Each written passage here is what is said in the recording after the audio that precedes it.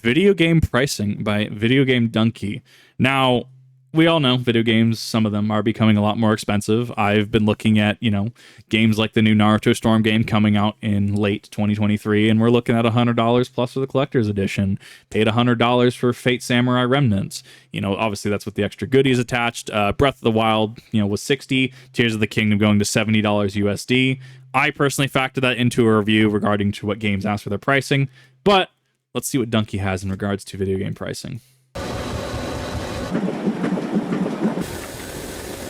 Video games are an expensive hobby, but at the same time, games are cheaper and more accessible today than ever before. I would argue video games are still less expensive than trading card games. As somebody that's bought more Yu-Gi-Oh! Recently, as somebody that's looked at prices for not just your Alpha Black Lotus, your Beta, Dual Lands, right? They're gonna run you a pretty penny. No, I'm talking just to have a meta deck in some games, right? Remember Magic the Gathering in the past year or so had Ragavons, red monkey creature. And it was what, 200 at market peak?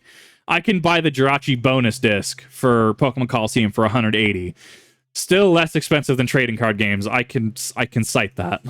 When the Atari 2600 launched in 1977, it cost $200. $200 which doesn't sound too horrible until That's back you then adjust money. for inflation Yes. and realize that was it costing $900. Yes. Imagine paying $900 to play this. It was revolutionary at the time, though. Some game, huh? Some game. $60. This is what you expect to pay for a brand new AAA video game. But where did this price come from? Well, in those initial Atari days, games were going for $20 to $30. Right. So pretty good deal. Wait a minute.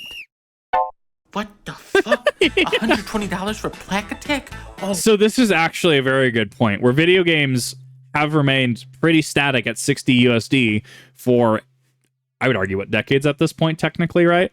So in considering that, companies wanting to raise a game from $60 USD to $70 USD plus technically do have reason to be look, we're not making money on it.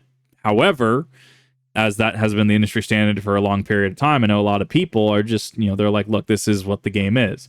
Unless you are presenting yourself like Tears of the Kingdom, in which you are saying, no, this game will be $70. And at that point, I do expect higher quality. We, as gamers, I would argue we're not adverse to paying. We're really not. How many of you, if Conker's Bad Fur Day launched on Steam right now, if Pokemon XD Gale of Darkness and Pokemon Coliseum came to the Nintendo eShop right now at $60 USD, and it was just like the Mario triple pack on the Switch, right, with the Mario 64, Galaxy, and Sunshine, and they were $60 a piece, so $120 for both, but you physically owned it on the Nintendo Switch, how many of you would buy that right now? If the game's good, we're more than happy to pay the price.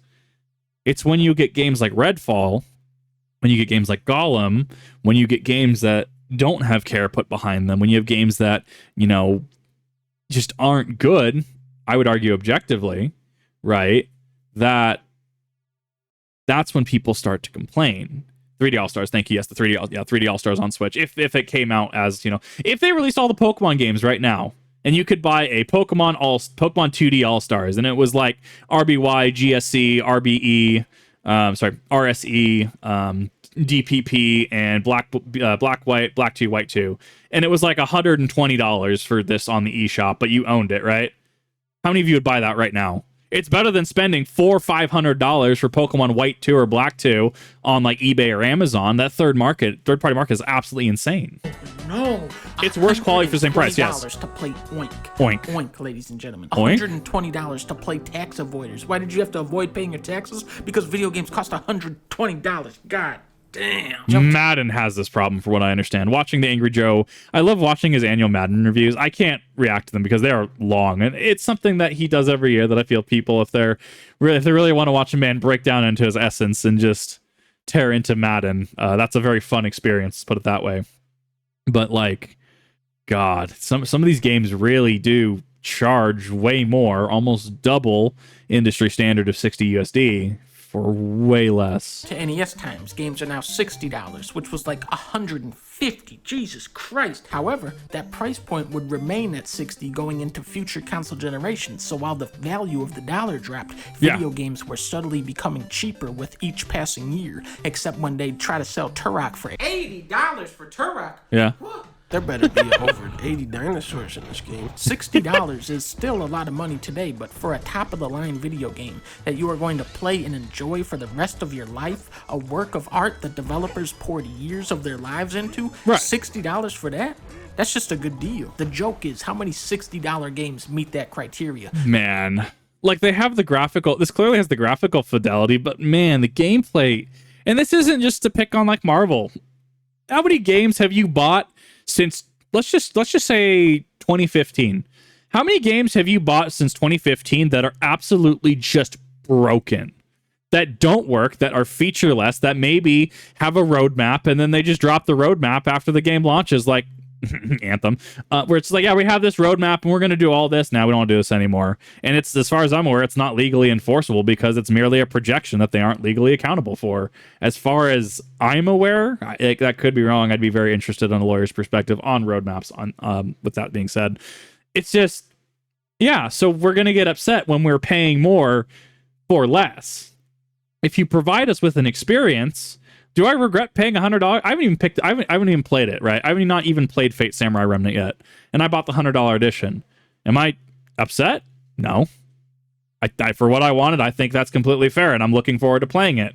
For Destiny 2 Final Shape, paying $100 for that, with the current past 3 seasons at this point being broken, buggy, difficult, Bungie giving certain responses in regards to certain allegations and game-breaking issues, yeah, I'm starting to regret my investment into Lightfall. And I'm using the term investment because I invested the money into a future product, into pre-ordering Beyond Light. No, it's not Beyond Light.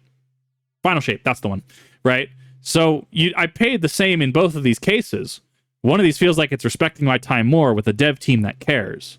And that's the issue I think a lot of us have. These dumbass games out here, you should be paying me $60 to play this bullshit. The price of a game has absolutely nothing to do with the quality of a game. Madden costs as much as Mario Odyssey, Assassin's Creed is $60, and Red Dead 2 is $60. Cyberpunk is an unfinished game, doesn't matter, $60. Doom Eternal is one of the best shooters of all time, also $60. Right. It's like if you walked into a car dealership and you could buy a Rolls Royce for the same price as a used PT Cruiser. Where it gets even more absurd is when you take into account indie games, Celeste, Cuphead, Sonic Mania, Inside, Gungeon. These are some of the best games you can play, and they cost $20. As we were discussing, Faith, the Unholy Trinity, I watched Wendigoon's video on it. I thought it was great. I personally won't be playing the game just because the subject matter is a little too rough for me. But it's a great game. Seems like it's developed by a super legit team, super legit dude. Wendigoon, super legit person, did a super legit review on it. Faith and Holy Trinity is better than games that I haven't seen what the current pricing on it is. Looks better than games that I've spent $60, $70 plus on. So, I mean, I don't think Sonic Mania is indie strictly because it's Sega, right? I don't know. I'd have to look into that more. I digress, though. It's the quality of the game is definitely goes in. I paid, I think it was like $40 for Crisis Core Remaster on Steam. And I got a solid 100 hours out of that game. So yeah, I like that purchase. That was a really excellent time to money ratio. And you can sometimes even look at that as well. Why are you going to spend a sub fee for an MMO like WoW, Final Fantasy 14, etc.? Well, you see, in spending the sub fee on it, I am saying that I am going to get this amount of hours over this period of time. So say you renew every 3 months. In 3 months, are you going to get this amount of hours, XYZ hours out of this game, right? If so, I mean, you can justify it. If you're going to buy a game for like Madden for $120, $150, whatever, right? And you're only going to get maybe 40 hours out of it, is that necessarily respective of your time and money if you're only going to have a 40-hour investment into a product that's $150 up to, right? Let's say 120 to be safe, and then you have to do it again next year.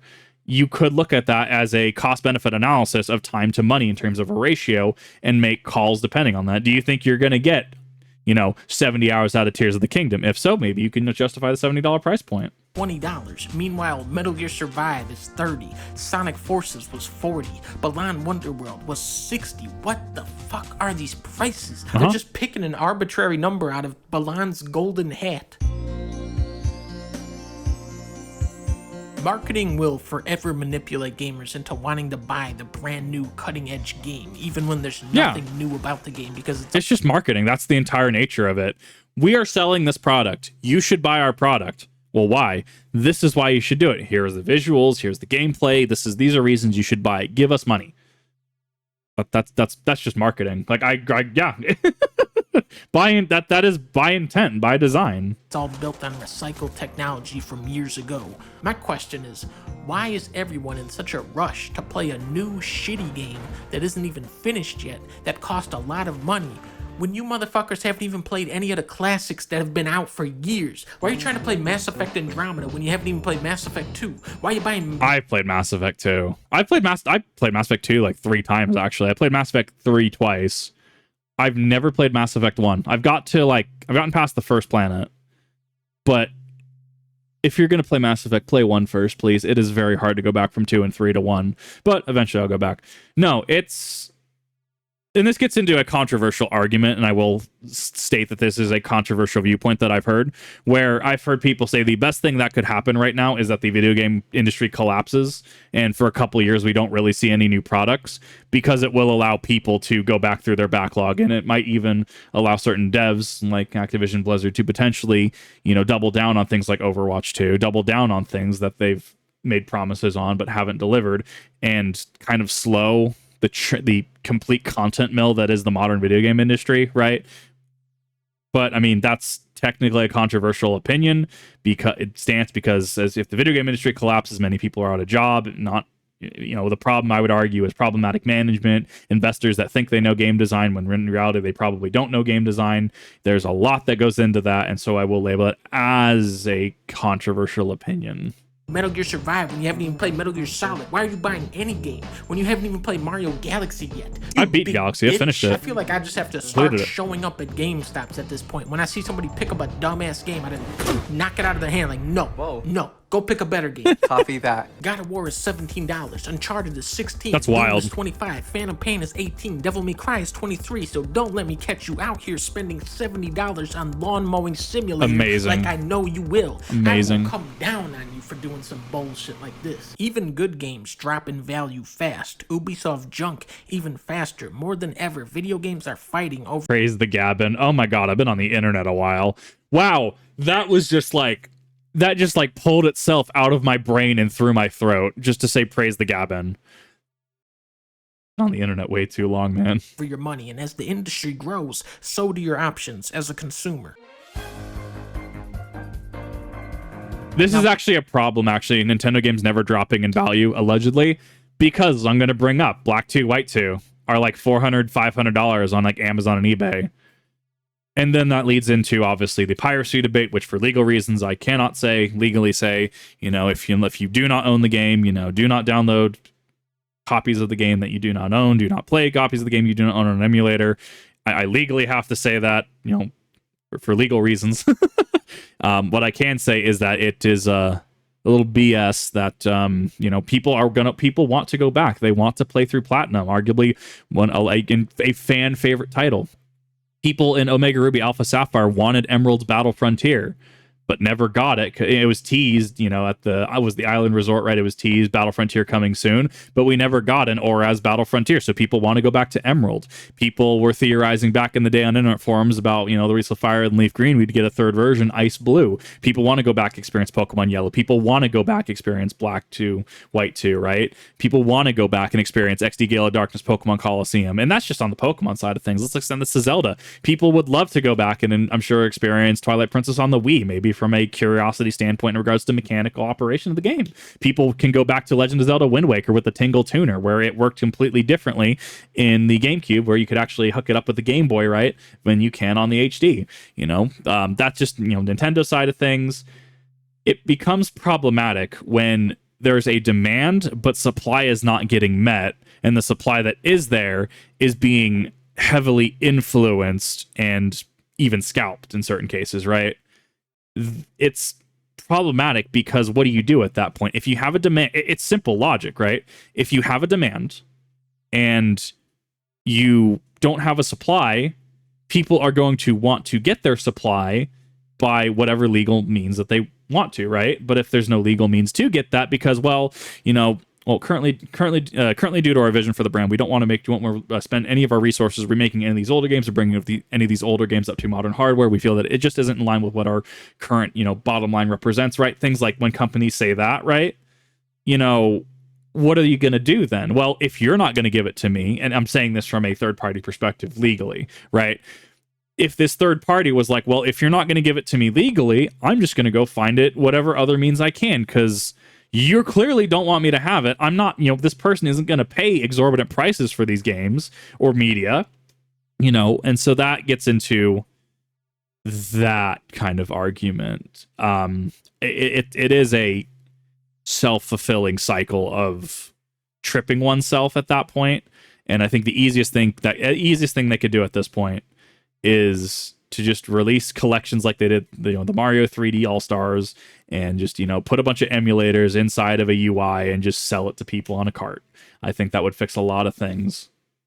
When I said games drop in value fast 2 seconds ago, I was talking about every game that isn't made by Nintendo. Nintendo games are expensive. Yes, they are. Skyward Sword is a 10-year-old Wii game, $60. Mario Kart came out in 2014, doesn't matter, $60. Why are they so expensive? Because it says Nintendo on it. Nintendo is the name brand in video games. But here's the thing. We see this with cars too, right? Because a car has a Subaru logo on it, it will retain value better than something that has a Honda logo, right? If something says BMW GMC, you might, not necessarily see the depreciation you would see on a Ford or Toyota, right? We see this in not just games, we see this in cars as well, right? If you got a suit that's what? Armani versus a, trying to find an example. I actually don't know suits as well as I thought I did.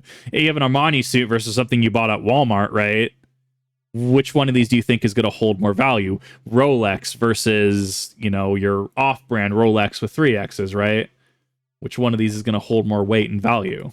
Games. They have brand recognition is a thing. 5 games, which could be considered the pinnacle of their genre. Not to mention 3D platformers, which you might as well just call the 3D Mario game genre at this point. Not only is Nintendo the best game developer today, but they have been for 4 decades. And this is how they get away with selling Kirby for $60. Nintendo. It's been a huge roadblock for me because it doesn't ever go on sale, and it's fine. That is their ability. They're confident in their product, and they have brand recognition that they don't have to charge exorbitant amounts. That's entirely within their ability and right.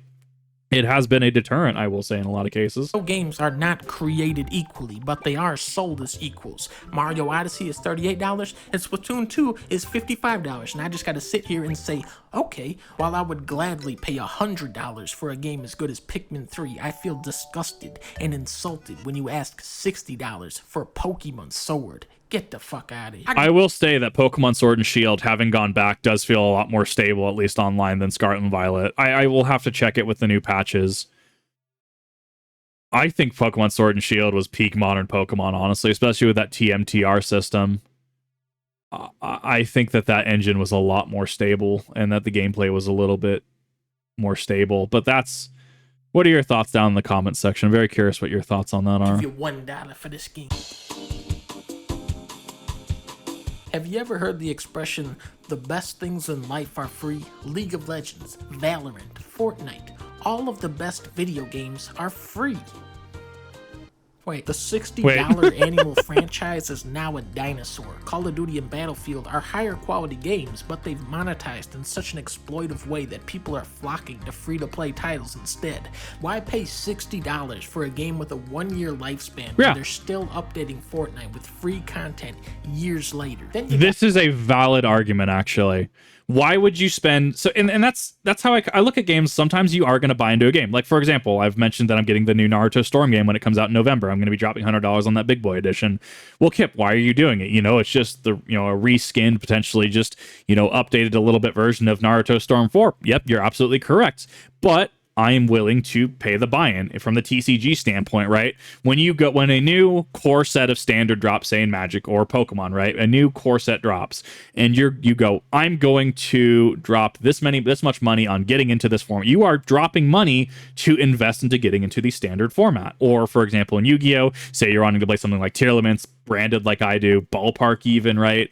I'm going to spend this much money to invest into this format, okay? Cool. Or if you're playing GOAT, Edison, etc. And for games, right, every year you are saying, I'm going to spend $60 to $100 to buy the new Call of Duty title to play effectively the latest format. You are playing that standard format, quote unquote, right? So, yeah, when I look at something like Naruto Storm, the new Naruto Storm, I think it's Connections. Yeah, I'm aware of what I'm paying for. I have justified I am paying the entry fee. I'm going to be buying the latest experience. I'm aware at some point this will most likely become dated. But I want the updated character roster. I like the way Storm 4 plays. I'm not a good fighting game player, as evident by my Soul Calibur and Tekken gameplay. Marvel's Capcom 3 soon. I know people have been asking for that. In regards to, Naruto Storm 4 is kind of that sweet spot of where I've liked in brawlers specifically. And it's something that I can justify just because you are paying, $60 every year for a Call of Duty, or you're paying, a yearly sub fee for something doesn't mean it's bad, as long as you can justify it and you feel it respects your time.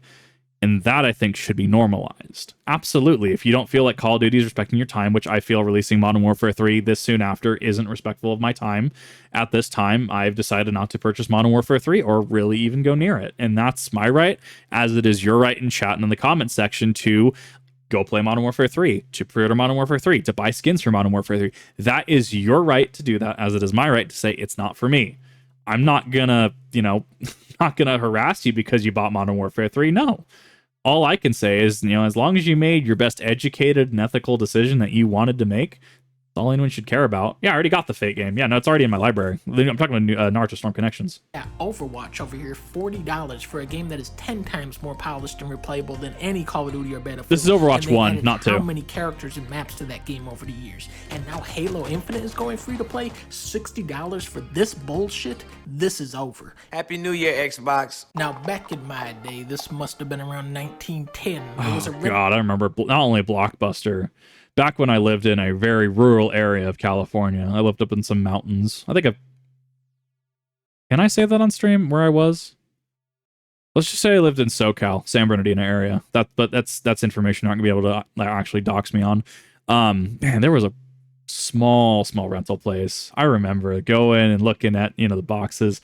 It was a different time. You have to understand. Rental store called Blockbuster. Blockbuster had a deal called Game Pass, where you could pay a monthly fee to keep out 1 or 2 games, and you could come in whenever you wanted and swap them out for another game. Back then, this was the best way to game the system. Yeah. I remember Blockbuster always had that movie Pirates, and it didn't have.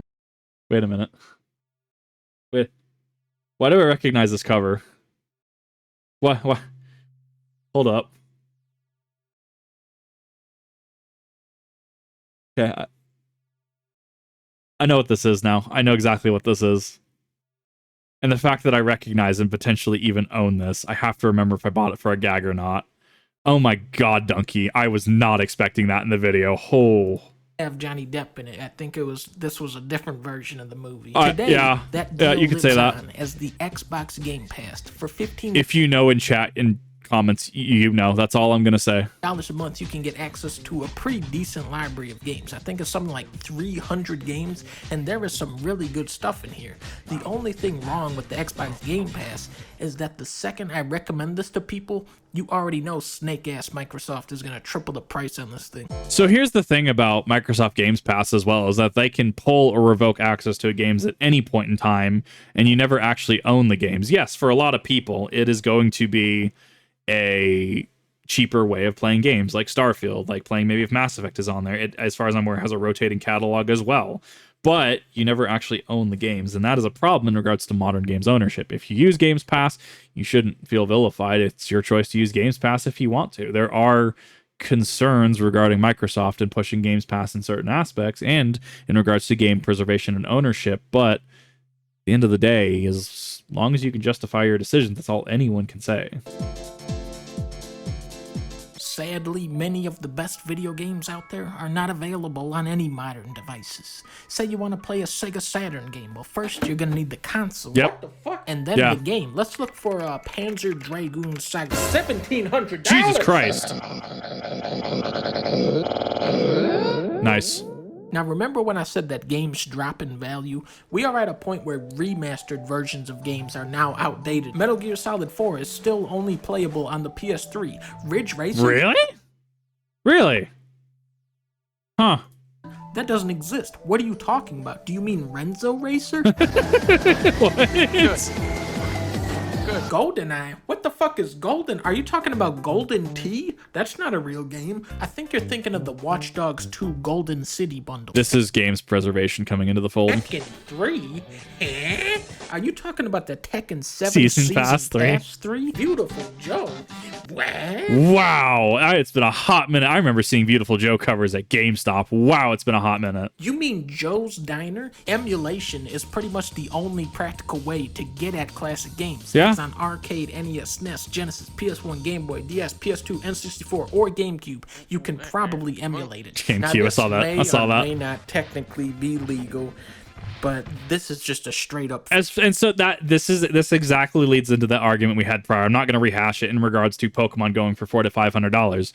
There's clearly a market for these games. Clearly, people want to experience these. They're priced out of it. They're priced out of a collector's market, effectively. I would argue this is a collector's market.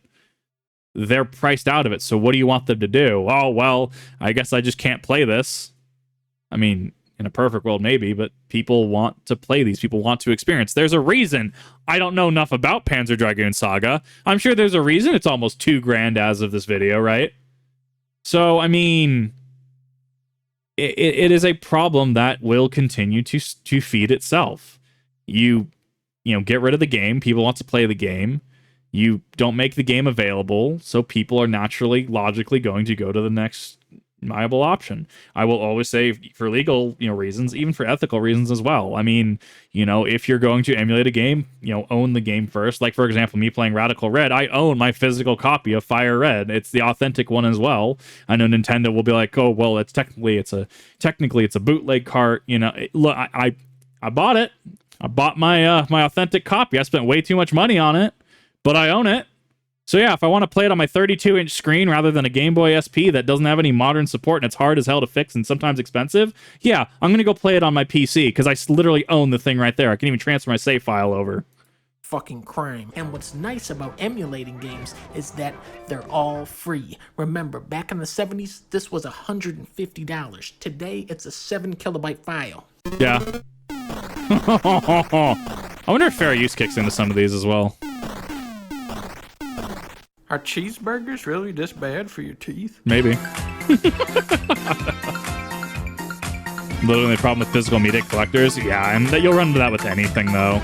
You can't escape it. Collectors are omnipresent. You can't get around them. It's just...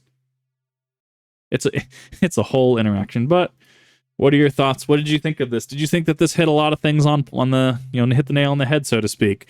Do you think that games ownership and preservation is absolutely a thing we should be, working more towards? Do you think that some of these games in the collector's markets are incredibly overpriced and something should be done about it? What if so? What should be done about that? Should it be some sort of, restriction? I don't really know. I don't know how you could really enforce that.